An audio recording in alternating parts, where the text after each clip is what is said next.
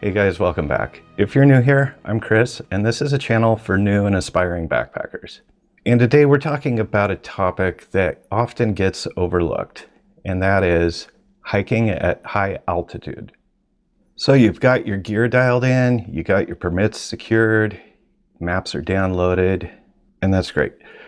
But once you get above, say, 8,000 feet in elevation, the rules of the trail change.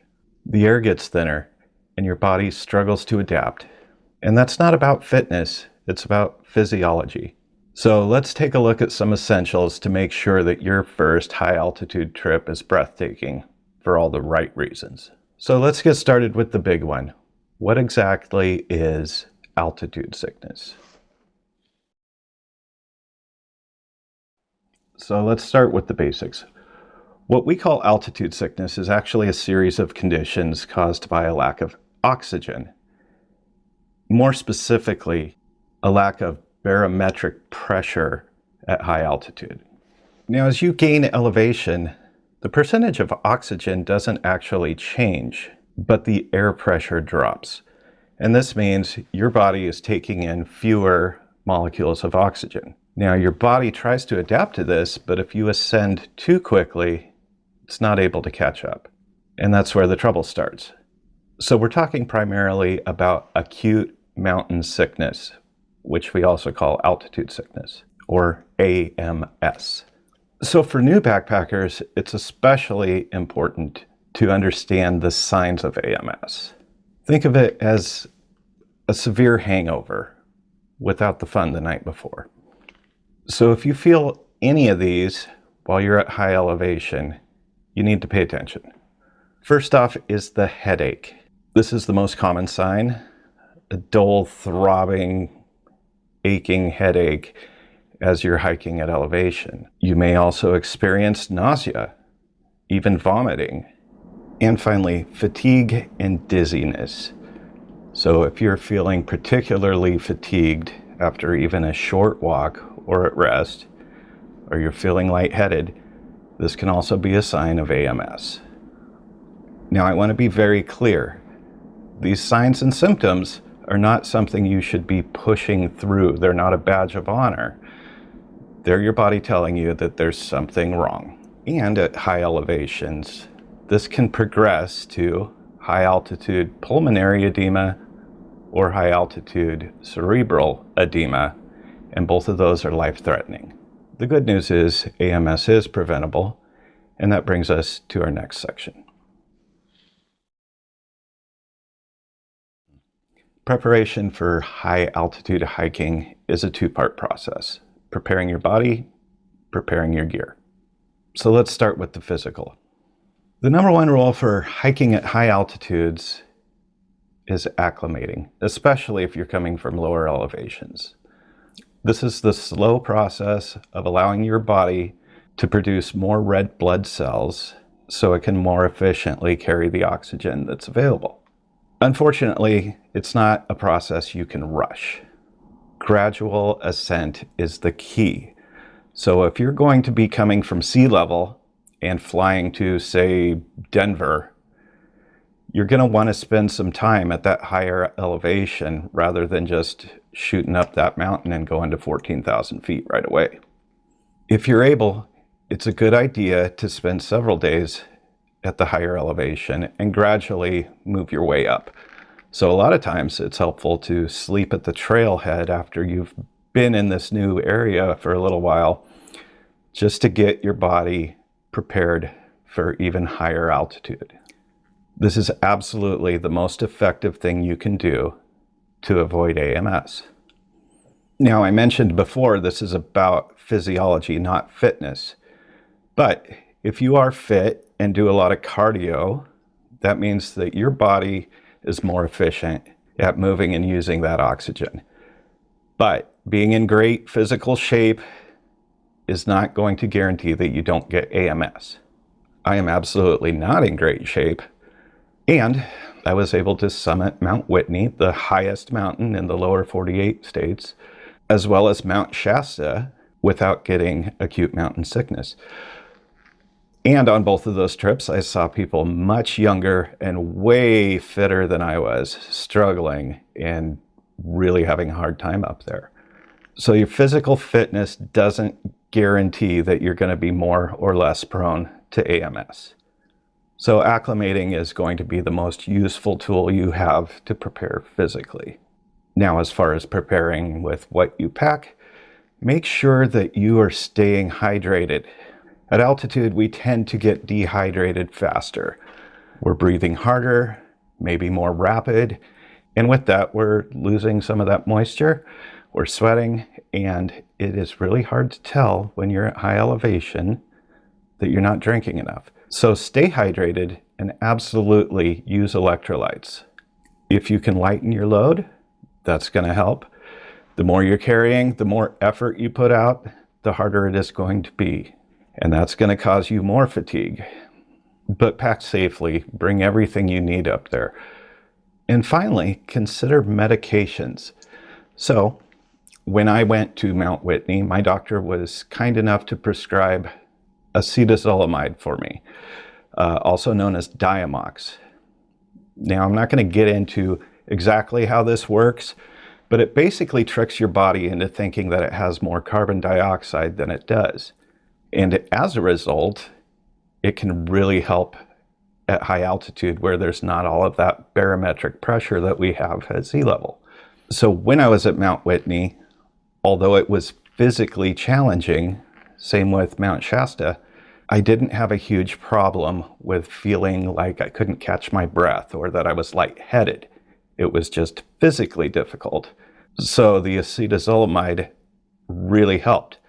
Now, it's outside my scope of practice to prescribe something for you to take, but it is something you could talk to your doctor about and see if that's appropriate. Generally, if you're going above 10,000 feet, this can be helpful. Now, it also has some side effects, and I experienced these firsthand, and they were a little bit alarming. Now, if you do some research, it does say that this is a diuretic, makes you pee more, which goes against the whole hydration thing. I didn't personally have an issue with that, but it is something to pay attention to. If you're going to be taking that, you definitely want to be drinking a lot of water with electrolytes. It can also cause a sensation of tingling at your fingertips, which can be alarming, but of course it's temporary. And I did experience that to some degree.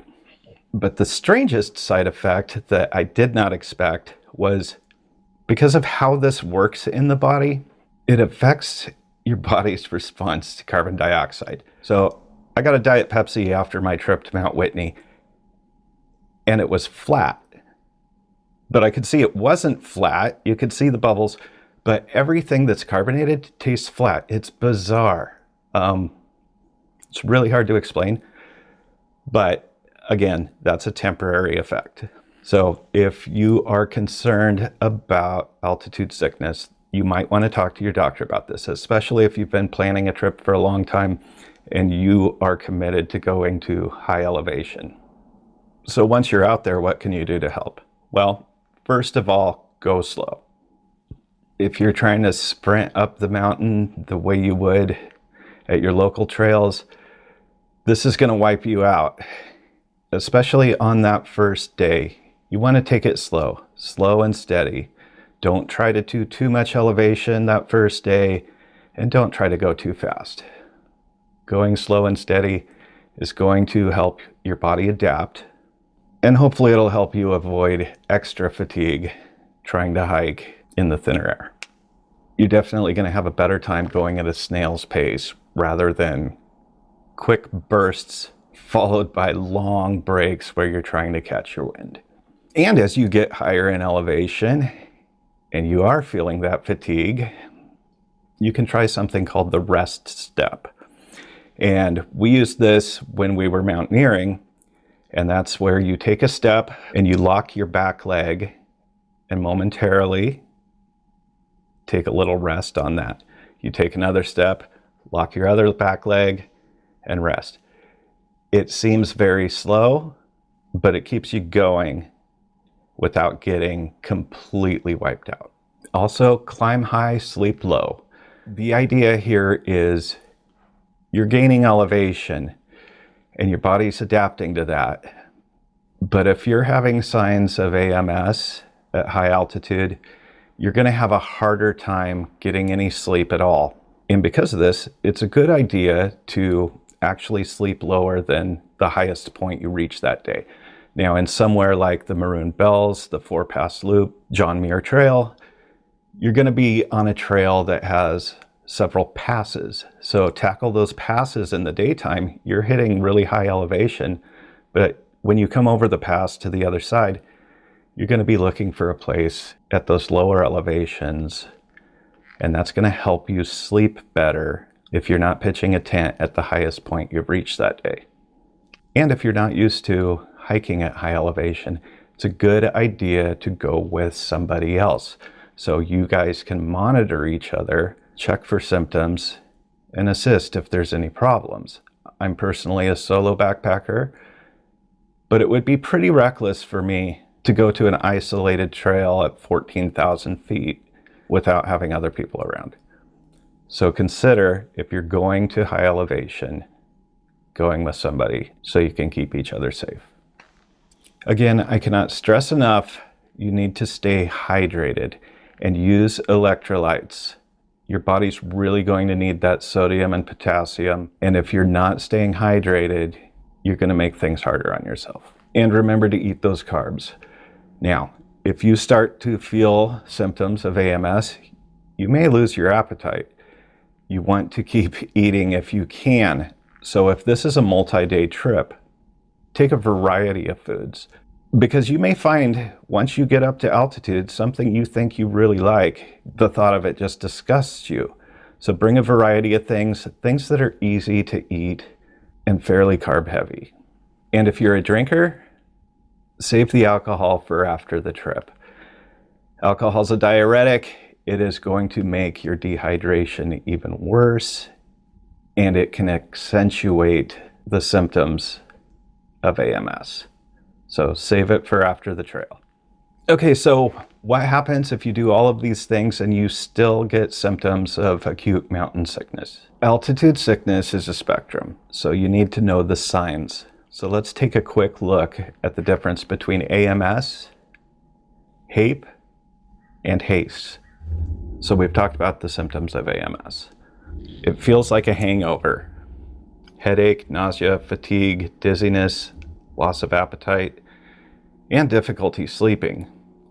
Now, if you experience these things, stop, rest, don't go higher. You can use over-the-counter pain relievers like ibuprofen for the headache, but if symptoms worsen, you're going to want to come back down. Now, moving on to HAPE, high-altitude pulmonary edema. This is basically fluid in the lungs.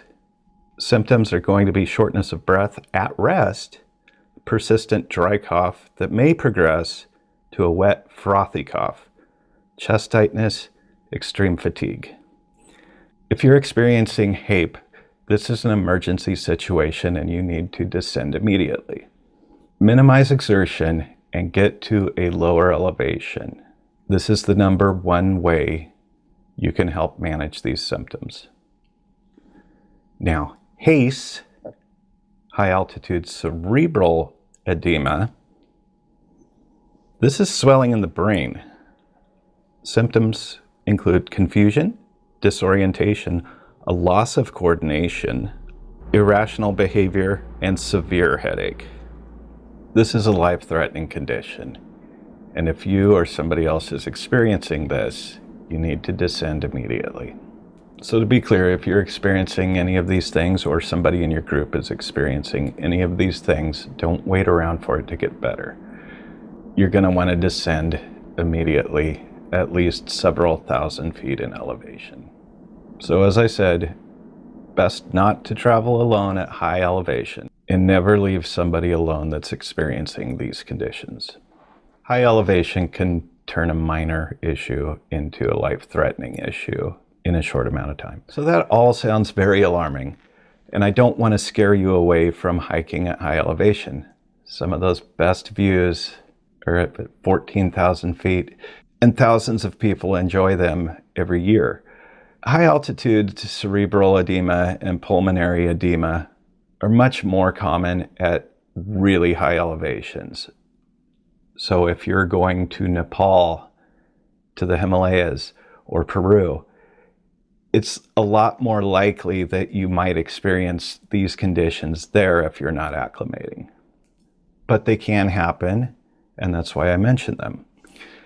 What you are most likely going to run into is acute mountain sickness. And as I said, that is fairly preventable if you have the time to acclimate. And while altitude sickness is the main concern for hiking at high altitude, there are a few other things you want to consider if you're going from low elevations to a backpacking trip high up in the mountains. So let's briefly talk about weather. I learned a long time ago, when aspiring to climb some of the mountains in the Wallowas, that you need to pay attention to what's happening with the weather. Take a look at those clouds. Check out the weather forecast. My personal rule has been, don't be up on top of those mountains after noon. Thunderstorms primarily happen in the afternoons and evenings.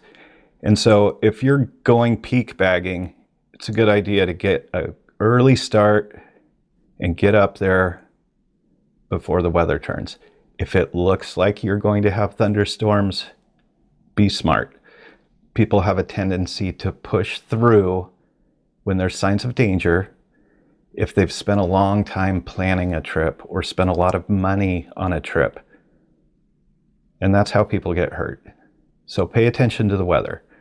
Also know, as you go higher in elevation, the temperature is going to drop. I always figured about 2.5 degrees for every 1,000 feet. In doing a little more research, that can go anywhere from 3.5 to 5 degrees Fahrenheit as you ascend in elevation every 1,000 feet. And this is dependent on if the air is dry or moist, lots of things like that. But just know, if you're climbing 5,000 feet, the temperature is going to be lower when you get to your destination than it will be where you started. So even if it's a warm day, bring layers. And again, if there's any sign of thunderstorms, don't be up on top of those ridges. You're going to want to go back down. Now, I've mentioned this before in another video, but know that as you go higher in elevation, the boiling point for water is going to drop. So at 10,000 feet, water's going to boil at about 203 degrees Fahrenheit, as opposed to at sea level, where it boils at 212 degrees. This is important because you're going to have to cook your food longer than you would at sea level. And cooking longer means you're going to be using more fuel. So this is just something to think about while you're preparing for your trip. You may need to consider more fuel, and you're definitely going to want to cook your food longer, or if you're using freeze-dried meals, definitely let them soak a lot longer. And with lower temperatures, especially overnight, pay attention to how cold it's going to be.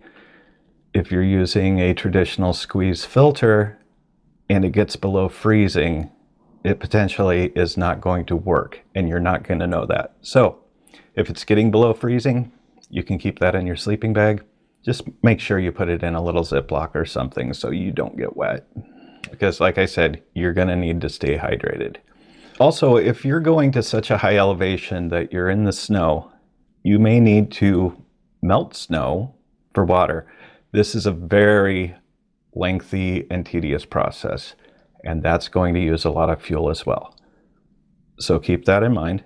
And also know, if you're hiking in exposed areas and there's lots of snow, when you apply sunscreen, also apply it to the bottom of your nose and under your chin, because the light will reflect off of that snow and you can still get sunburned. I know, it's happened to me. So definitely use sunscreen at altitude and all the things I talked about. Altitude is a beautiful challenge, but it does demand respect. So hopefully, if you're planning a trip at high elevation, you've got some new knowledge that's going to help you avoid having a bad trip. As I said, if you're able to sleep at higher elevations before your trip, that's going to go a long way toward making you have an enjoyable experience out there. So while you're planning your trip, plan for those extra days to acclimate a little bit. Consider seeing your doctor if you're going to be at extreme elevation. So hopefully this video helped you have a few more tools so you can enjoy an adventure out there without getting sick or having a miserable time. Some of the best views are at high elevation, and they're absolutely worth the effort. And with a little bit of preparation, you can make that experience so much better. So I want to thank you guys for watching. And if you made it this far, YouTube thinks you might like this video. And if you want to see more, you can hit that little subscribe thing. Thanks for stopping by. Hope to see you out there.